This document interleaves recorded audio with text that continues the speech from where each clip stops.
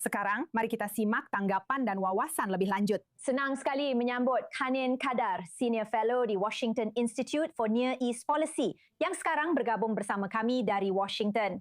Terima kasih banyak atas waktunya. Jadi, bagaimana pendapat anda tentang momen ini saat Donald Trump membuat pengumuman dramatis ini, gencatan senjata selama 10 hari di seluruh front utara antara Israel dan Lebanon? Tapi lebih spesifik lagi, yang harus berhenti menembaki kawasan permukiman warga Israel adalah Hizbullah. Bagaimana penilaian dan reaksi anda? Selamat malam dan terima kasih sudah mengundang saya lagi. Ini memang pertanyaannya. Jadi ini adalah gencatan senjata selama 10 hari yang terjadi setelah pertemuan negosiasi langsung, pembicaraan langsung antara Duta Besar Lebanon dan Israel. Dan pertemuan itu disebut pembicaraan kerja untuk perdamaian. Jadi ini bukan hanya soal gencatan senjata. Ini adalah bagian dari proses yang lebih besar dan lebih panjang yang menurut banyak orang di Washington bahwa ini akan menuju ke sebuah perjanjian damai yang pada dasarnya yang perlu dilakukan hari ini adalah menurut Trump, dia ingin Netanyahu dan Joseph berbicara lewat telepon. Semua meminta sesuatu, semacam gencatan senjata, agar mereka bisa mengatakan bahwa mereka sudah mendapatkan sesuatu sebagai prasyarat. Dan itulah yang terjadi. Sekarang bola ada di tangan Lebanon dan kita harus melihat apakah Hizbullah mematuhi gencatan senjata ini. Saya rasa ini juga terkait dengan apa yang terjadi di Iran dan juga terkait dengan apa yang terjadi di dalam negeri Lebanon. Jika Hizbullah berhenti menembaki Israel dan gencatan senjata benar-benar dijalankan oleh kedua negara, maka kita akan melihat masa uji coba selama 10 hari bagi Lebanon, di mana Lebanon harus memastikan bahwa keputusan politiknya untuk tidak menghadapi Hizbullah berubah. Dan bahwa Angkatan Bersenjata Lebanon tidak akan memainkan peran yang lebih besar. Mereka akan berada di bawah banyak pengawasan, akan diawasi dengan sangat ketat. Sekarang Israel berhenti mengebom Lebanon, berhenti mengebom Hizbullah secara khusus.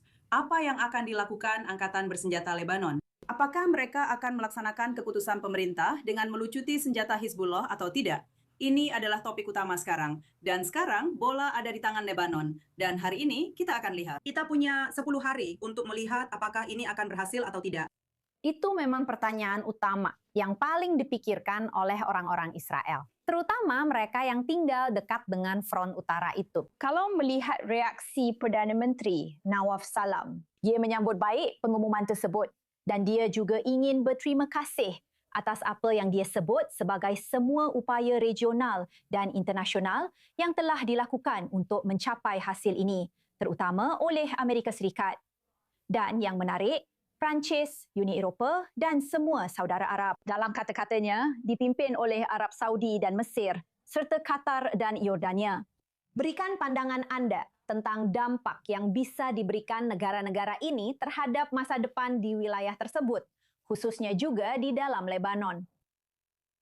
Jadi ini sangat khas dari Perdana Menteri. Anda tahu seperti dia berterima kasih kepada semua orang karena dia memang sangat dekat dengan Arab Saudi dan Prancis khususnya. Dan dia berterima kasih kepada mereka atas upaya mereka karena mereka memang sudah mencoba sesuatu. Tapi mari kita perjelas. Satu-satunya pihak yang benar-benar mewujudkan hal ini adalah Amerika Serikat. Dan ini sangat jelas. Ini adalah inisiatif Amerika Serikat dan dibawa ke tingkat tertinggi di Amerika Serikat. Tanpa hal ini, tidak akan ada yang terjadi. Jadi, itu sangat jelas. Hari ini, keterlibatan Amerika Serikat dan komitmen di tingkat tertinggi memberikan dorongan untuk hal ini. Dalam arti bahwa hari ini, kekuatan-kekuatan regional ini harus memahami bahwa kekuatan-kekuatan regional lama, tapi sebagian besar kita juga sedang membicarakan negara-negara Eropa, dan khususnya Prancis yang sangat terlibat di Lebanon. Mereka perlu memahami bahwa mengubah kebijakan mereka di Lebanon harus menjadi kenyataan. Kamu tahu, seperti kebijakan lama, kebijakan Eropa, dan beberapa kebijakan lainnya seperti Hizbullah tidak boleh dihadapi dan tidak ada cara untuk perlucutan senjata secara paksa. Ini tidak akan berhasil lagi. Jika mereka terus menerapkan kebijakan ini, gencatan senjata ini akan gagal. Hari ini, peran negara-negara yang dia sebutkan harus sangat fokus untuk memberitahu Lebanon bahwa gencatan senjata terkait dengan perlucutan senjata.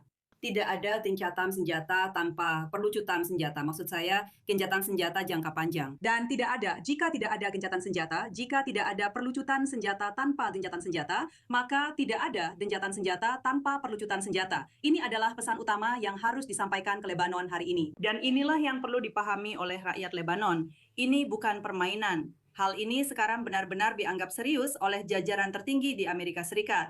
Dan ini tidak bisa dianggap enteng. Ini adalah kesempatan yang harus disikapi dengan sangat-sangat serius oleh semua negara. Dan itulah bagaimana kebijakan Lebanon dan peran Angkatan Bersenjata Lebanon harus berubah.